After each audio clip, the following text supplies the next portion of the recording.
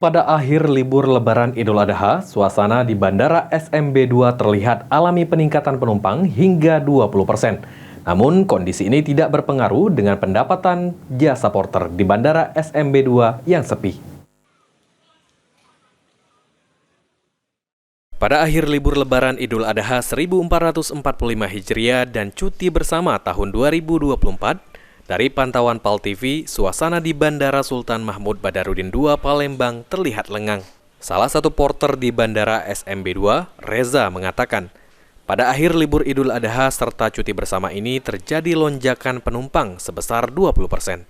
Namun hal itu tidak membuat jasa porter alami penambahan rezeki. Libur Lebaran Idul Adha sendiri berbeda, seperti ketika liburan Idul Fitri yang cenderung mengalami peningkatan. Kalau untuk lonjakan sehari sebelum Lebaran itu ada Kak. Nah, cuma pas Lebaran kemarin sudah sepi. Ya, karena kan pada libur di rumah kan dengan keluarga masing-masing. Untuk lonjakan penumpang sendiri berapa persen kira-kira?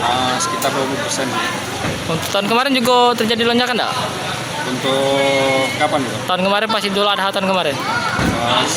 Sama seperti inilah. Ya, 20%. Untuk porter sendiri cak mana? Untuk penghasilan porter, penghasilan nih? Penghasilan.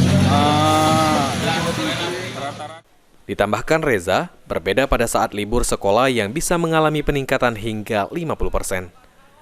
Ilham Wahyudi, PAL TV.